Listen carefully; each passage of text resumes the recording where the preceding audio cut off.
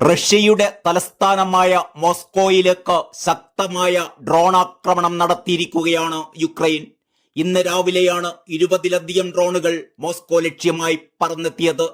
തുടർന്ന് മോസ്കോയിലെ 2 വിമാനത്താവളങ്ങളുടെ പ്രവർത്തനം താൽക്കാലികമായി നിർത്തിവെച്ചതായി സർക്കാർ വൃത്തങ്ങൾ അറിയിച്ചു. മോസ്കോ ലക്ഷ്യമിട്ട് പറന്നെത്തിയ 12ഓളം ഡ്രോണുകളെ മോസ്കോയുടെ സമീപ ജില്ലകളിൽ വെച്ചു തന്നെ തകർക്കാൻ റഷ്യൻ പ്രതിരോധ സംവിധാനങ്ങൾക്ക് കഴിഞ്ഞിരുന്നു. തകർന്ന ഡ്രോണുകളുടെ അവശിഷ്ടങ്ങൾ വിവിധ മേഖലകളിലായി ചിതറിക്കിടക്കുകയാണ്. ആളപായമോ ആർക്കെങ്കിലും ഡ്രോൺ ആക്രമണത്തിൽ പരിക്കേറ്റതായോ റിപ്പോർട്ടുകൾ പുറത്തു വന്നിട്ടില്ല.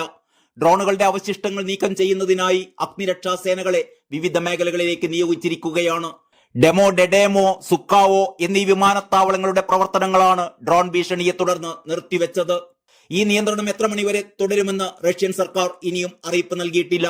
കഴിഞ്ഞ വർഷവും ഇതേപോലെ ഒരു വൻ ഡ്രോൺ ആക്രമണം മോസ്കോ ലക്ഷ്യമിട്ട് യുക്രൈൻ നടത്തിയിരുന്നു. റഷ്യയുടെ മിസൈൽ പ്രതിരോധ സംവിധാനമെന്ന് 20ഓളം ഡ്രോണുകളാണ് തകർത്തത്.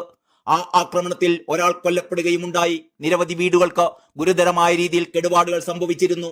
ആ സമയത്ത് 50ഓളം വിമാന സർവീസുകളായിരുന്നു മോസ്കോയിൽ നിന്ന് വഴിമാറ്റിവിട്ടിരുന്നത്. നിയുക്ത US പ്രസിഡന്റ് ഡൊണാൾഡ് ട്രംപും യുക്രൈൻ പ്രസിഡന്റ് വ്ളാഡിമിർ സെലൻസ്കിയും തമ്മിൽ കഴിഞ്ഞ ദിവസം ഒരു ഫോൺ സംഭാഷണം നടന്നിരുന്നതായി റിപ്പോർട്ടുകൾ പുറത്തു വന്നിരുന്നു. 25 മിനിറ്റ് നേരം ട്രംപും സെലൻസ്കിയും തമ്മിൽ സംസാരിച്ചിരുന്നു അത്രേ. വീണ്ടും US പ്രസിഡന്റായി തിരഞ്ഞെടുക്കപ്പെട്ട ട്രംപിനെ സെലൻസ്കി അഭിനന്ദിക്കുകയുണ്ടായി. യുദ്ധം അവസാനിപ്പിക്കാൻ ട്രംപ് സെലൻസ്കിയോട് ആവശ്യപ്പെട്ടതായാണ് അറിയുന്നത്. അഭിനന്ദനം സ്വീകരിച്ചുകൊണ്ട് യുദ്ധം അവസാനിപ്പിക്കാൻ ട്രംപ് സെലൻസ്കിയോട് ആവശ്യപ്പെടുകയുണ്ടായി.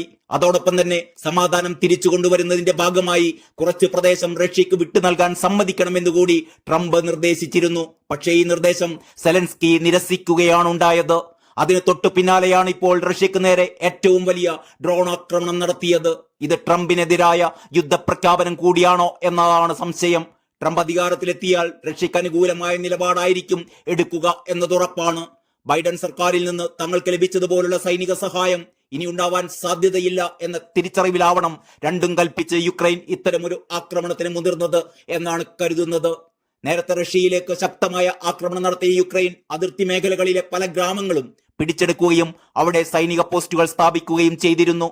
റഷ്യയും യുക്രൈനും തമ്മിൽ ആരംഭിച്ച യുദ്ധം 3-ാം വർഷത്തിലേക്ക് കടന്നിരിക്കുകയാണ്. ഒത്തുതീർപ്പ് ശ്രമങ്ങൾ ഇപ്പോഴും എവിടെയും എത്താതെ തുടരുന്നു. ഇന്ത്യ ഉൾപ്പെടെയുള്ള രാജ്യങ്ങൾ മധ്യസ്ഥരായി വരുന്നതിനെ ഇരു രാജ്യങ്ങളും സ്വാഗതം ചെയ്തിരുന്നുവെങ്കിലും എവിടെയും ചർച്ചകൾ എത്തിയില്ല. യുദ്ധം തുടരുക തന്നെയാണ്.